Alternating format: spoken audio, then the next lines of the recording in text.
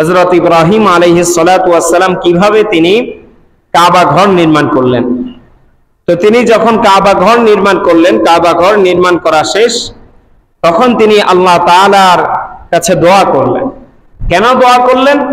কারণ তিনি যে কাবা ঘর নির্মাণ করেছেন তার মনের মধ্যে একটা শঙ্কা জেগে আছে যে আল্লাহ আমাকে কাবা ঘর নির্মাণ করার নির্দেশ দিয়েছেন, আমি তো নির্মাণ করলাম, বাকি কথা হচ্ছে আমার নির্মাণটা আল্লাহ যেভাবে চাইলেন, আল্লাহ যেভাবে কাবা ঘর দেখতে চাইলেন সেভাবে কি আমি নির্মাণ করতে পারলাম কিনা, এই ব্যাপারে একটা মনের মধ্যে শঙ্কা জেগেছে।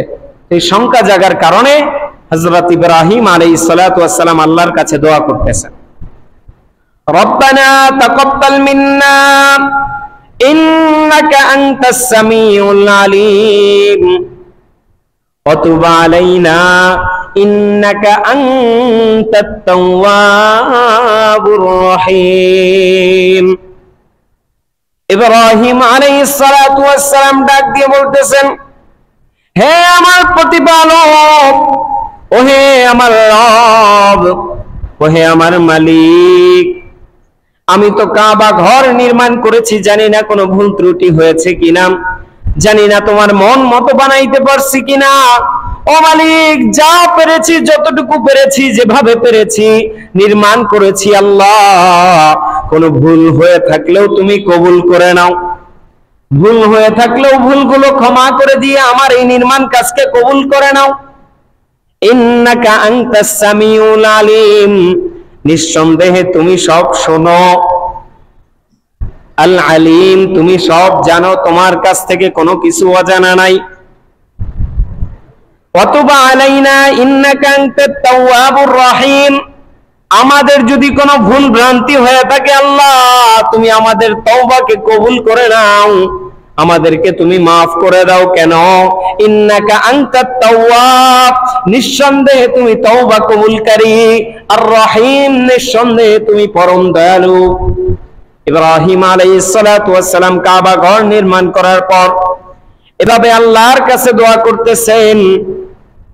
আল্লাহর কাছে দোয়া করার পরে আল্লাহ তাআলা ইব্রাহিম আলাইহিস সালাতু ওয়াস সালামকে আদেশ করলেন, ও ইব্রাহিম, তুমি কাবা ঘর নির্মাণ করেছো, এবার তোমার দায়িত্ব হচ্ছে এই কাবা ঘরকে তুমি সর্বদা পরিচ্ছন্ন রাখবা।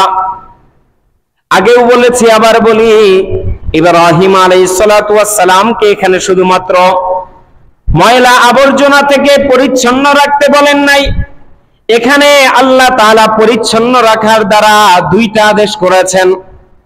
একটা আদেশ হচ্ছে ময়লা আবর্জনা থেকে পরিচ্ছন্ন রাখার কথা, আর দ্বিতীয় আদেশ হচ্ছে মূর্তি নামক যেই সমস্ত নাপাক জিনিস আছে, আল্লাহ ছাড়া অন্য যেই সমস্ত জিনিসের মাধ্যমে পূজা করা হয়, ওই সমস্ত জিনিসগুলা যাতে এই বাইতুল্লাহর মধ্যে না আসে।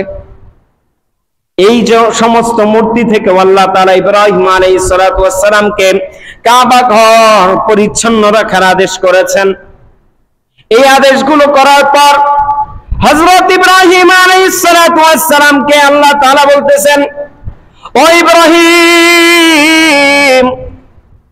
তুমি মানুষের মাঝে হজের ঘোষণা দাও, তুমি মানুষের মাঝে হজের ঘোষণা দাও।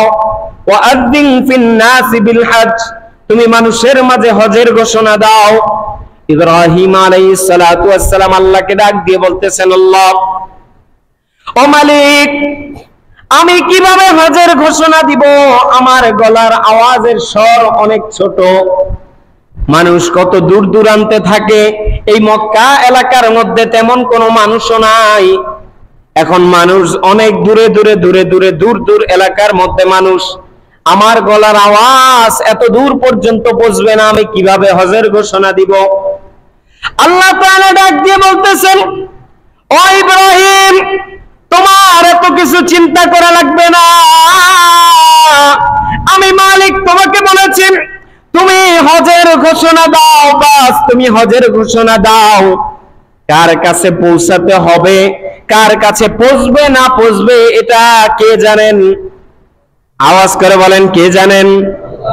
ইব্রাহিম আলাইহিস সালাতু ওয়াস সালামকে আল্লাহ ডাক দিয়ে বলতেছেন, তুমি শুধু ঘোষণা দাও, তোমার কাজ হচ্ছে ঘোষণা দেওয়া, সবার কানে কানে পৌঁছে দেওয়াটা দায়িত্ব হচ্ছে আমার।